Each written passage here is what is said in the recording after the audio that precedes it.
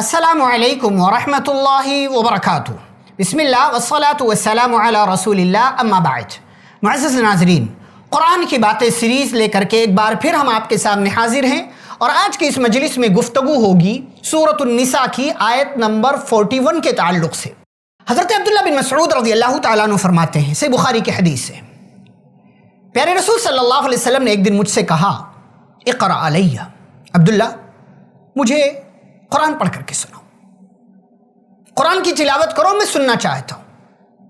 حضرت عبداللہ بن مسعود رضی اللہ تعالیٰ عنہ فرماتے ہیں، اقرأ علیک وعلیک انزل، میں آپ کو سناؤں حالانکہ قرآن آپ کے اوپر نازل کیا گیا ہے، تم مجھ سے کیوں سننا چاہ رہے ہیں آپ؟ پیارے نبی صلی اللہ علیہ وسلم نے فرمایا کہ میں پسند کرتا ہوں اس بات کو کہ میں قرآن کو اپنے علاوہ کسی اور سے بھی سنوں، ان اسمعہ من غیری، میں اپنے علاوہ کسی اور سے بھی سننا پسند کرتا ہوں، میں چاہتا ہوں کہ آج تم مجھے قرآن سناؤ۔ عبداللہ بن مسعود رضی اللہ تعالیٰ عنہ کہتے ہیں، میں نے سورۃ النساء کی تلاوت کرنا شروع کر دیا، تلاوت کرتا جا رہا ہوں یہاں تک کہ سورۃ النساء کی اس آیت پر پہنچا، فَكَيْفَ إِذَا جِئْنَا مِن كُلِّ أُمَّةٍ بِشَهِيدٍ وَجِئْنَا بِكَ عَلَى هَؤُلَاءِ شَهِيدًا۔ جب اس آیت کریمہ پر پہنچا، پیارے نبی صلی اللہ علیہ وسلم نے فرمایا، امسک، بس رک جاؤ، اب آگے تلاوت مت کرو۔ حضرت عبداللہ بن مسعود رضی اللہ تعالیٰ عنہ فرماتے ہیں، فَرَأَيْتُ عَيْنَيْهِ تَذْرِفَانِ، میں نے اپنی آنکھیں اٹھا کر کے پیارے نبی صلی اللہ علیہ وسلم کی طرف دیکھا۔ جب آپ نے مجھ سے رک جانے کے لیے کہا، میں نے دیکھا کہ آپ کی دونوں آنکھوں سے آنسو بہ رہے ہیں، پیارے نبی صلی اللہ علیہ وسلم رو رہے ہیں، آپ کی آنکھوں سے آنسو جاری ہیں۔ کیا ہے ایسا کہ اس آیت پر پہنچ کر کے آپ صلی اللہ علیہ وسلم رونے لگے؟ عبداللہ بن مسعود رضی اللہ تعالیٰ عنہ کو کہا، بس کرو، تلاوت روک دو۔ کیا ہے؟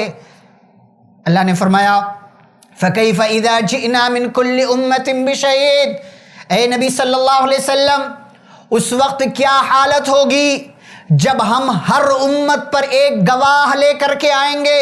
اس وقت کا عالم کیا ہوگا؟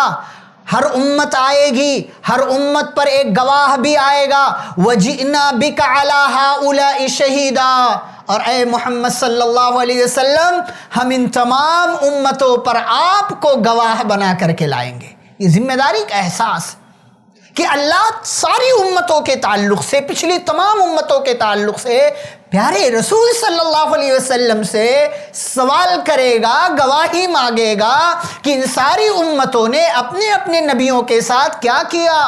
پیارے نبی صلی اللہ علیہ وسلم کے دل میں، آپ کے من میں اس ذمہ داری کا احساس آیا، اس آیت کریمہ کو آپ نے سنا، آپ کی آنکھوں سے آنسو جاری ہو گئے۔ ہم کہاں ہیں؟ کیا ہمارے اندر ہے ذمہ داری کا احساس؟ کیا ہم اپنی ذمہ داریاں ادا کرتے ہیں؟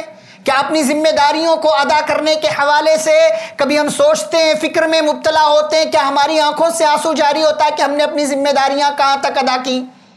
ہونا چاہیے۔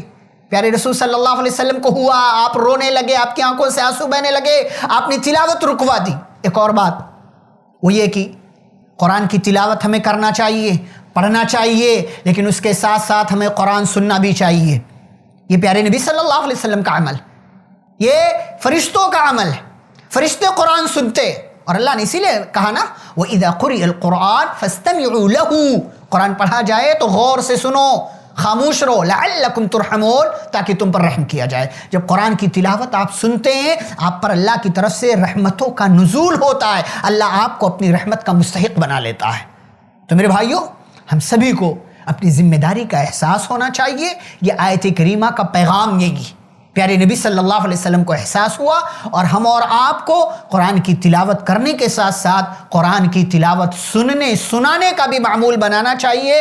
اپنے گھروں میں یہ ماحول بنانا چاہیے کہ ہم قرآن کی تلاوت کریں، ہمارے گھر والے سنیں، یا ہمارے گھر میں سے کوئی بچہ کوئی اور وہ تلاوت کرے اور دوسرے لوگ سنیں۔ اس سے اللہ کی رحمت کا نزول بھی ہوتا ہے، اور ایک دوسرے کو جاننے اور سمجھنے کا موقع بھی ملتا ہے۔ اللہ رب العالمین ہم سبھی کو قرآن کی تلاوت کرنے، قرآن کی تلاوت سننے اور اپنے اندر ذمہ داری کا احساس پیدا کرنے کی توفیق عطا فرمائے، آمین۔ وصلی اللہ علیہ نبی الکریم۔ السلام علیکم ورحمۃ اللہ وبرکاتہ۔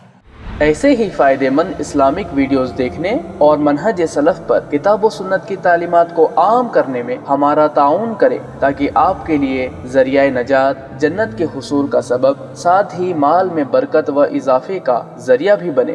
آمین۔ جزاک اللہ خیرن۔